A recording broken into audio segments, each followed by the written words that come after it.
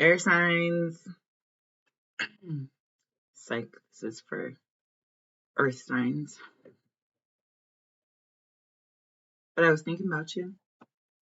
So I'm going to start with the Oracle deck. We're going to do Virgos first because I love Virgos. I feel like I wanted to be Little Miss Pink Riding Hood right now. I feel like I successfully achieved that in my own timbre, or my own base, if you will. Just a little bit.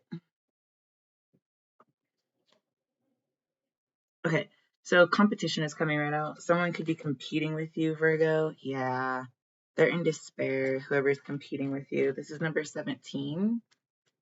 I feel like this is maybe like depending on how the rest of this energy comes out, this could just be you competing with yourself and realizing like, damn, I'm my only competition.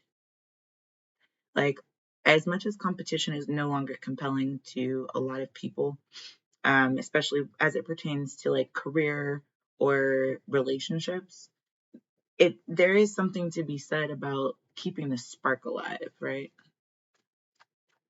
However, right, you're putting the competition to shame. I said, however, before I drew this because, like I said, I was trying to be Little Miss Pink Riding Hood, and I feel like that was successfully completed right here. You might think of it as like kind of, oh, that's a shame. That's a shame that I didn't get to compete with anybody except for myself during this portion of life, or you could look at that as like a serious blessing, and it could be like yeah, oh my goodness, that's beautiful. You didn't appreciate yourself before. You had to realize that people were competing with you before you could realize that it was possible for you to put yourself to shame or other people to shame. Like, whatever you set your mind to, you don't even have to appreciate it about yourself, and you just get unconditional motherly love from the universe. It just feels good and gushy. Okay, so that's the reading right there. Even when you feel, I'm hearing that song, I'm feeling really unappreciated. It doesn't matter. You still get unconditional love. Oh my God, look. Unconditional love came out. Then here's Life Force and the title card. What? Virgo. These are your three, like I said, right? Okay. Whoa. Well, that was eye-opening. I'm going to go ahead. Um, These are going to be, these three are the top, bottom, however you want to look at it, part of the read. I am going to go ahead and use, what deck am I going to use? I'll use Rider-Waite to clarify each portion of the read, just to see what's going down in Tinseltown. Coming out in your own read, Virgo. You are manifesting. Oh, okay. You might be creating competition. Is that what's happening? I don't think if you are creating competition, I really don't think you mean to, because shame is here. Like, that's a day, and I'm saying it because I'm trying to, pump a Virgo up somehow. But I'm also telling you, you could be like, you could have been shamefully received. You could have received somebody shamefully. You could have received yourself that way. Okay. You coming out as the competition and all that, you are your own only competition. You are definitely manifesting a lot, and I think it's almost like owning. Um, let's put BP Gas and Sinclair. Okay, you own both of them, so you make them right across the street from each other, and you don't tell either of your employees that you own both, right? Or it's Pepsi and Coke. That's the level of competition you're stirring up, which is a damn shame that anyone is buying into it. But at the same time, let me tell you about this unappreciated feeling over here. The way that you, Virgo, transmute that energy has everything to do with the way that Look at her covering her face, or him covering his face. All right. You remain anonymous until the love has arrived. And there are three beings, which you can barely see. There are three light beings that are pouring their love over your life. And yes, there are six shadowed beings, three on each side of you, that seem to be also bombarding you with energies. Okay.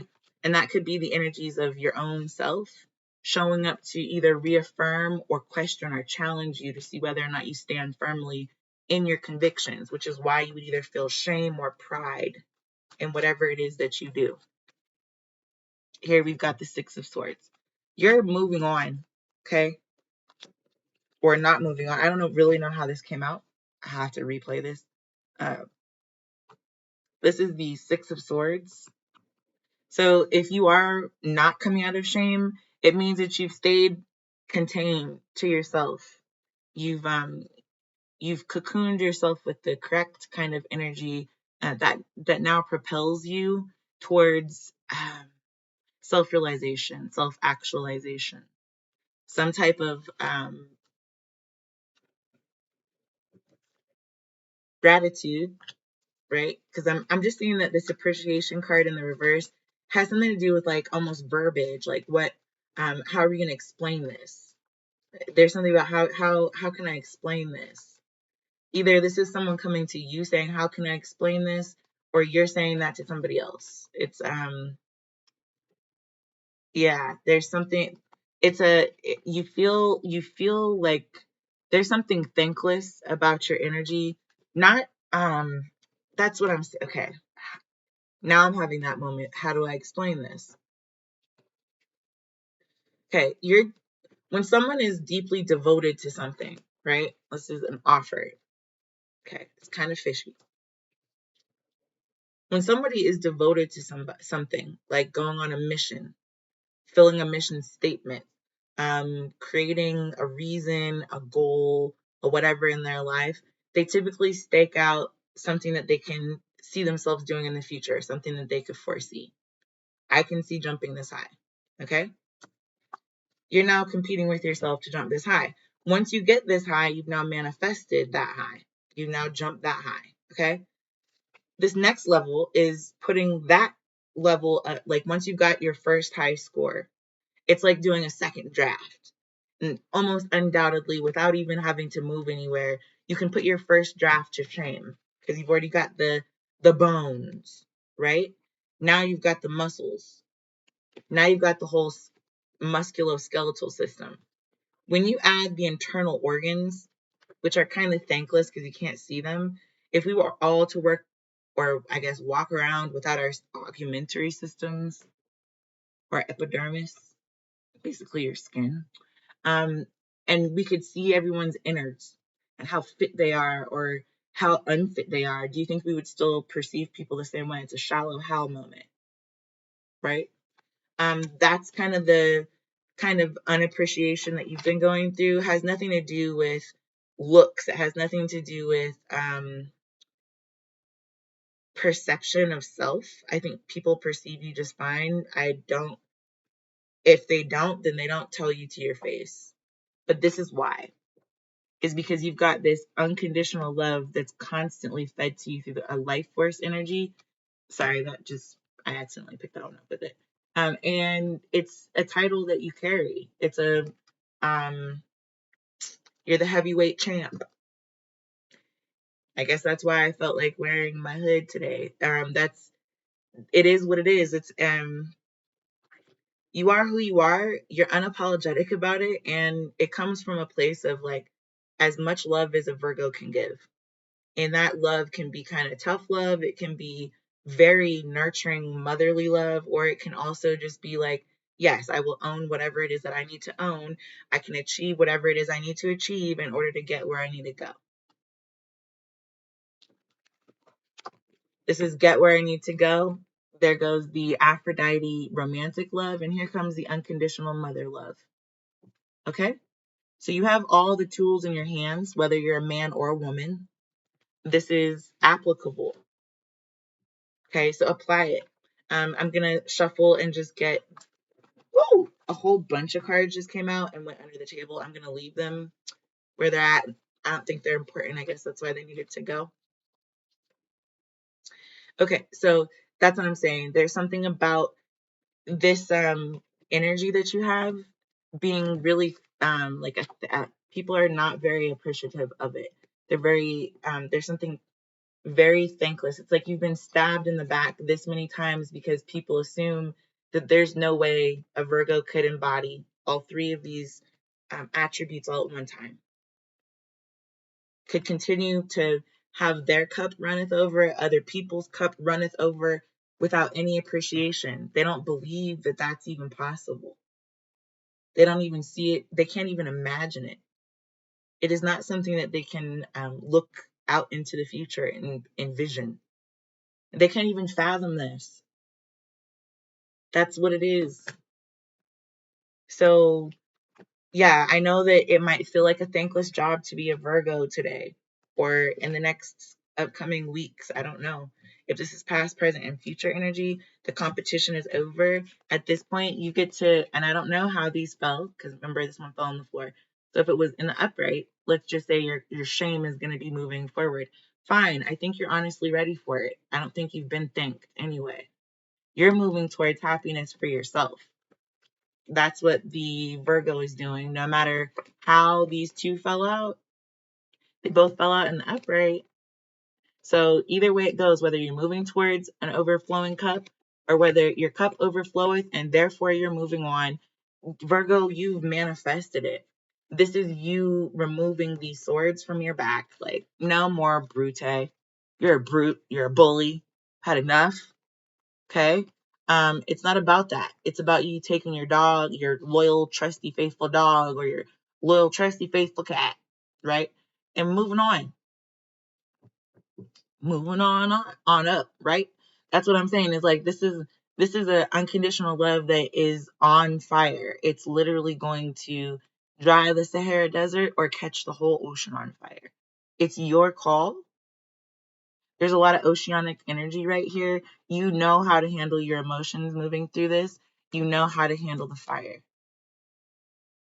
Okay, so if I was to say this is um, the way I see the energy sorting out, you are both the fire starter in the bedroom and in the day-to-day mother hen world.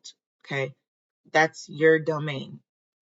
You know how to just wear the hood and ride it out, right? Okay, here's the other part. On the other hand, you can be overwhelmed emotionally. You can still move through that overwhelm and claim something for yourself. It's still your title. It looks the same no matter which way you flip it. Okay? If you read English, there's that. If you don't, cool. Let's play charades.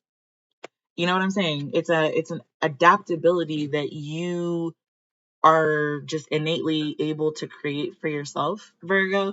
That's what keeps you afloat. It doesn't, and I think there must be something about other people not believing that, not understanding that, or not wanting to understand or believe that, not desiring to be anything except for, like, they want to suffer if they believe they also cannot achieve that. You got to put the hard work and effort into it. And I think you have, Virgo, which is why this manifestation was out there first. You've been using your magic wand, your pentacles, your every faculty that you've got, you've been here, present in this moment. Okay? In this moment. Okay? So hopefully that was helpful. See you next time. See you next time, Virgo. I don't know why I'm hearing Erica Body's like, I guess I'll see you next lifetime. Whatever. Whatever, right?